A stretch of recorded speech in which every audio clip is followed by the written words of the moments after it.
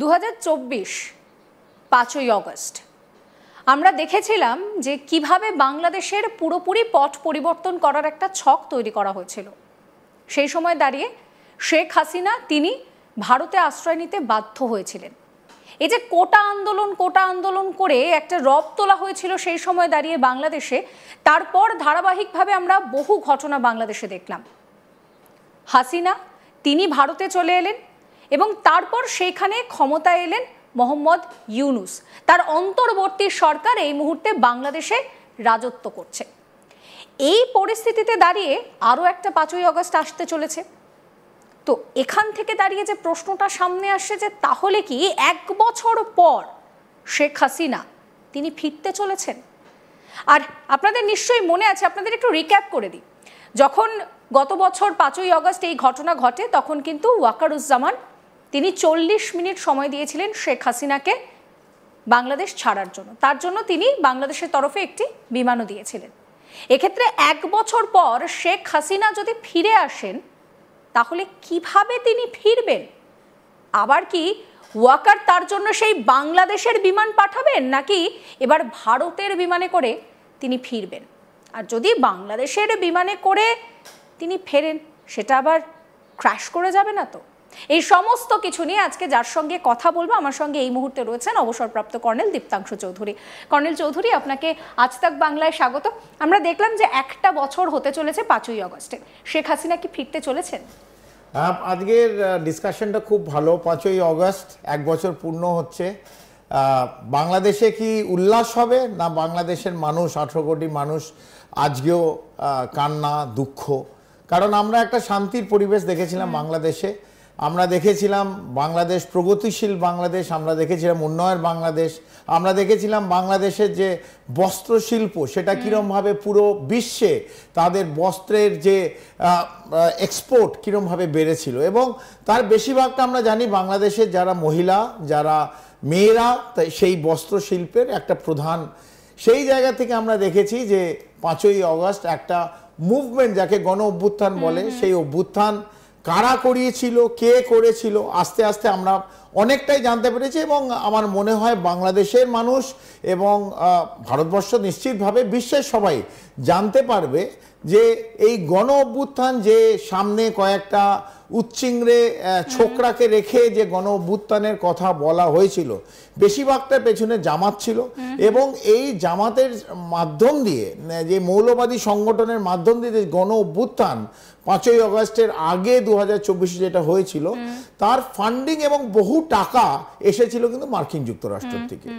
এবং আমরা জানি যে বাইডেনের একটা ইচ্ছে ছিল যে ওখানে একটা ঘাঁটি বানাবে, এবং তার জন্যে তার বিভিন্ন লোককে, ডোনাল্ড লু বলে আমরা যাদের নাম শুনেছি বারবার, যখন শেখ হাসিনা ছিলেন ওখানকার প্রধানমন্ত্রী, আজকেও উনি প্রধানমন্ত্রী, বাংলাদেশের আজকেও প্রধানমন্ত্রী আমরা জানি, তার নাম শেখ হাসিনা। তিনি ইস্তফা এখনো দেননি। সেই সময় ডোনাল্ড লু চেয়েছিলেন যে ওখানে একটা ঘাঁটি বানাবে মার্কিন যুক্তরাষ্ট্র, সেন্ট মার্টিন নিয়ে হাসিনার সঙ্গে কথা বলারও চেষ্টা হয়েছিল। এবং আমরা জানি যে শেখ হাসিনা যে তীক্ষ্ণ বুদ্ধি যার, উনি বুঝতে পেরেছিলেন যে বাংলাদেশকে উনি বিক্রি করতে চান না। বাংলাদেশে একটা ঘাঁটি বানানো মানে তাকে একভাবে মার্কিন যুক্তরাষ্ট্রের কাছে বিক্রি করে দেওয়া। এবং এই বঙ্গোপসাগরে যেটা ওদের যে লক্ষ্য, এই মার্কিন যুক্তরাষ্ট্র, আমরা অনেকবার ডিসকাস করেছি সেইগুলোকে বন্ধ করার জন্য, এবং উনি না করে দিয়েছিলেন পরিষ্কার কথায়। এবং তারপর এই গণ অভ্যুত্থান এবং USAID বলে যে সংস্থা, তাদের ক্লিন্টন ফাউন্ডেশন, এই টাকা দিয়ে, বিভিন্ন টাকা দিয়ে গণ অভ্যুত্থান শুরু করে জামাত, বিভিন্ন মৌলবাদী যে সংগঠন, একটা মিথ্যে, আপনি যেটা বললেন যে কোটা নিয়ে শুরু হয়েছিল, একটা মিথ্যে অভিযোগ, সেই নিয়ে এটা একটা বড় বৃহত্তম বা যে মৌলবাদী সংগঠনগুলো, জামাতের সংগঠনগুলো, অ্যাকচুয়ালি ওরা যেমন তাহির অর্গানাইজেশন, তারপর এবং বিভিন্ন এই যে মৌলবাদী সংগঠনগুলো আছে, তারা কিন্তু রাস্তায় নেমেছিল এবং তারা মার্চ করেছিল এই যেখানে আমাদের শেখ হাসিনা থাকেন। আমরা জানি ধানমন্ডিতে কীরমভাবে তারা মার্চ করেছিল। আর এবং সেনা অধ্যক্ষ 40 মিনিট টাইম দিয়েছিল, না হলে নয় তাকে গুলি চালাতে হতো, নয় শেখ হাসিনাকে মারা হতো। সেই জায়গা থেকে 40 মিনিট সময় দিয়েছিল এবং তারা AN-32-তে ভারতবর্ষে তারা আসে। প্রথমে পালামে ছিল, প্রথমে পালামে ছিল না, আর একটা জায়গায় ছিল, আমি নামটা ভুলে যাচ্ছি, কিন্তু এখন তিনি বিভিন্ন জায়গায় দিল্লিতে সময় সময় তাকে তার বাসভবন চেঞ্জ করা হয়, কারণ এখনো এই মৌলবাদী আর জঙ্গি সংগঠনগুলো তাকে টার্গেট করে রেখেছে এবং আমাদের ইন্ডিয়ার ঘেরাটোপে উনি আছেন। এটা হচ্ছে এক। উনি ফিরবেন কিনা আমার যদি পার্সোনাল ওপিনিয়ন নেন অহনা, তো নিশ্চিতভাবে আমরা বলছি উনি আজকের দিনে উনি প্রধানমন্ত্রী পদত্যাগ করেননি এবং মাননীয়া ফিরবেন বলে আমরা জানি। তো কিরমভাবে ফিরবে এই প্রশ্নগুলো নিশ্চিতভাবে পরে আসবে, আমরা ডিসকাস করব।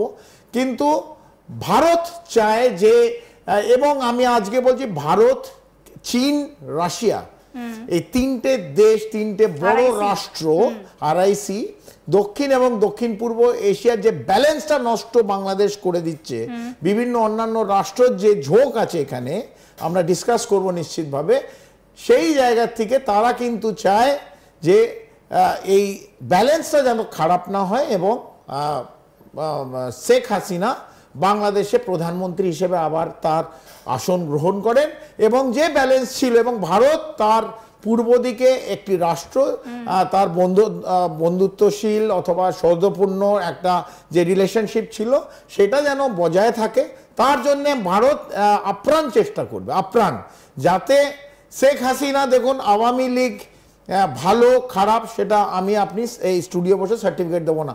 দেখুন একটা রাজনৈতিক দল, সে নিশ্চিতভাবে কিছুভাবে করাপশনে যুক্ত ছিল, তাদের অনেক যে অবস্থান ছিল সেটা হয়তো সঠিক নয়, সেটা বাংলাদেশের রাষ্ট্রের লোক ঠিক করবে, গণতন্ত্রের মাধ্যমে করবে। তবে একজন সিটিং প্রাইম মিনিস্টার, তাকে দেশ ছাড়া করেছে এই মৌলবাদী সংগঠন একটা মিথ্যে অভিযোগ দিয়ে, এটাও ঠিক নয়। এটা একরকম ভাবে কু বলতে পারেন, যদিও মিলিটারি কু হয়নি, বাট ইটস আ কু। একটা মিথ্যে অভিযোগ দিয়ে কু করেছিল এবং তাকে মৃত্যুবরণ করার জন্য তার দিকে এগিয়ে আসছিল। ভারত তাকে জায়গা দিয়েছে। ভারত সব সময় বাংলাদেশের, আমরা যদি দেখি বাংলাদেশের আবির্ভাব কোথায়, সে ভারতের জন্যই আবির্ভাব, নাহলে তো ওটা আগে ইস্ট পাকিস্তান ছিল, রাজাকারদের পাকিস্তান, এবং রাজাকাররা যেরম ভাবে এই পাকিস্তানের সামরিক বাহিনীকে যেভাবে সাপোর্ট করেছিল এবং লক্ষ লক্ষ মহিলা বাচ্চাদের নির্যাতন করেছিল, আমরা বেবস্ত্র করেছিল বাংলাদেশে, এই ইতিহাস আমরা জানি। আমার মনে হয় যারা আজকে দেখছেন অনেকে রেগে যাবেন, আপনাদের পূর্বপুরুষ, মা, আপনাদের দাদু, দিদা, এদের জিজ্ঞেস করবেন, এরা ইতিহাসটা জানে। আপনারা অনেকে যারা আজকে জামাতের পেছনে দৌড়চ্ছেন, ইতিহাসটা জানে না, ইতিহাস পড়তে হবে। আপনাদের জন্ম, এই রাষ্ট্রের জন্ম ভারতের সাপোর্টের জন্ম। এই মুক্তি বাহিনী যারা যোদ্ধা ছিল, তাদের আমরা স্যালুট করি, তারা আপনাদের আজকে ইন্ডিপেন্ডেন্স এনে দিয়েছে রাজাকারের থেকে। এই পূর্ব পাকিস্তান বলে যে জায়গাটা ছিল, যেখানে আপনাদের পূর্বপুরুষ মহিলা বাচ্চাদের নৃশংসভাবে হত্যা করেছিল, তাদের ব্যবস্থা করেছিল, সেই জায়গা থেকে কিন্তু আজকে এই বাংলাদেশ হয়েছে। এবং ভারত কিন্তু সব সময় বাংলাদেশের ভালো চায়, আজকেও ভালো চায়।